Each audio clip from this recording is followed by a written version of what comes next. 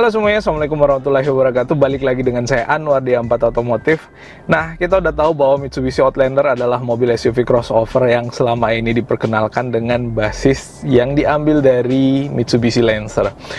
Nah, Mitsubishi Outlander Sport sebagai SUV crossover selama ini menjadi salah satu atau menjadi satu-satunya, bukan satu-satunya, menjadi salah satu SUV crossover yang paling gagah dan paling bertenaga di kelasnya. Yang bersaing dengan itu cuma ada Hyundai Tucson, lalu kemudian Chevrolet, lupa namanya. Yang jelas itu adalah mobil SUV crossover yang gagah dan bertenaga. Seperti yang kita ketahui pula bahwa hingga saat ini belum ada pembaruan yang resmi daripada si Outlander Sport. Kita tahu bahwa ada Outlander PHEV, tapi menurut saya itu bukan the next generation daripada si Outlander Sport. Karena kenapa? Outlander PHEV itu datang dengan harga yang jauh lebih mahal, dengan bentuk bodi yang juga dimensinya lebih besar daripada Outlander Sport, dan ada banyak perbedaan-perbedaan yang menjadikan mobil ini menurut saya bukan menjadi the next generation daripada si Outlander Sport. Lalu apa yang menjadi the next generation daripada si Outlander Sport? Ini yang akan kita coba ulas, so ikuti terus video ini sampai habis.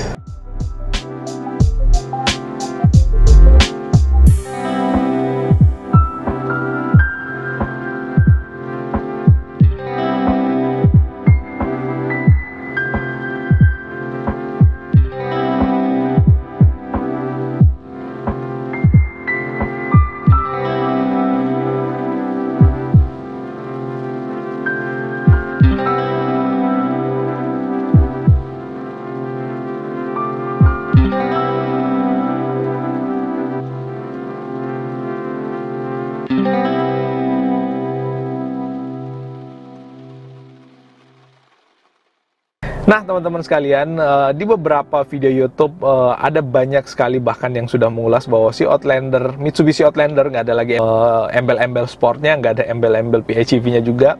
Mitsubishi Outlander itu diperkenalkan di beberapa negara di luar negeri sana, dan mobil ini hadir dengan tampilan yang lebih gagah, lebih macho, dan lebih bertenaga serta lebih kuat kalau kita lihat dari sisi eksteriornya.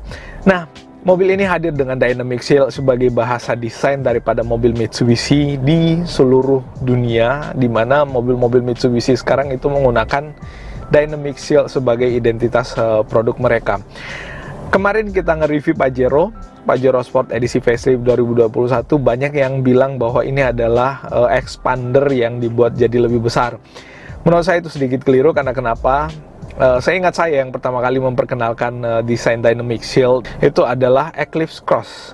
Jadi bahkan expander itu inspirasinya kalau nggak salah dari Eclipse Cross. Kalau nggak salah, yang lebih paham tentang itu silahkan koreksi saya di kolom komentar yang ada di bawah. Silahkan dituliskan di kolom komentar. Oleh karena itu, si Mitsubishi Outlander edisi 2021-2022 ini hadir dengan muka Dynamic Shield, tapi dia mukanya sedikit berbeda dengan si Pajero Sport Outlander dengan Eclipse Cross.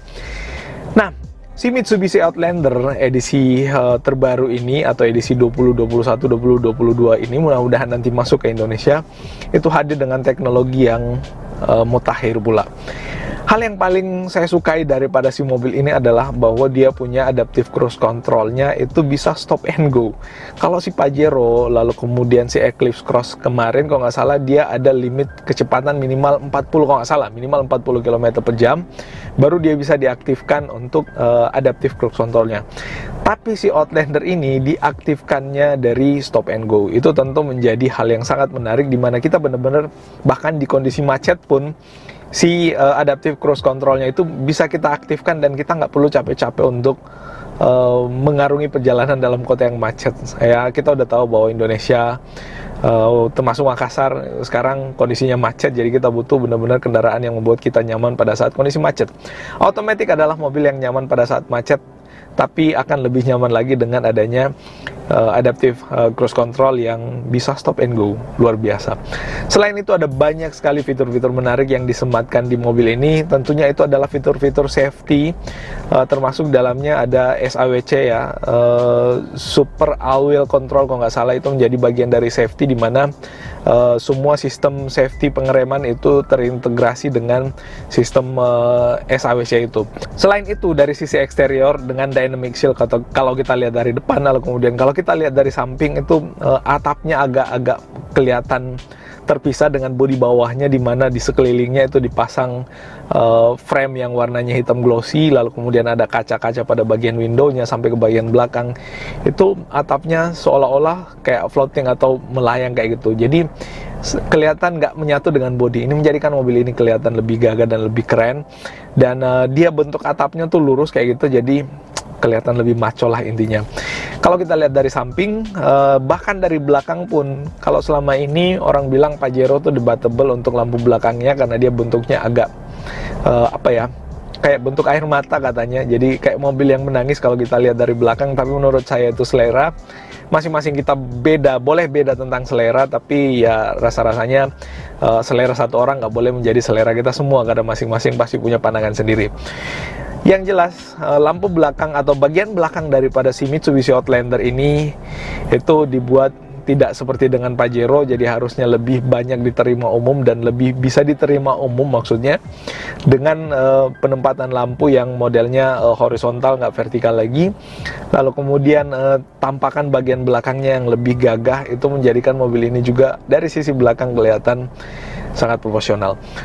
Nah, dari depan dengan dari belakang mobil ini kelihatan lebar, so akan sangat terlihat bahwa tapakan mobil ini kokoh ya, karena memang sesuai dengan moto, kalau nggak salah mobil ini dibangun dengan moto yang kuat, di mana mobil ini kelihatan gagah dan kelihatan agak susah untuk terguling karena tapakan yang lebar. Apalagi kalau misalkan beli mobil ini ditambahin spacer untuk bannya, akan jadi kelihatan lebih lebar lagi.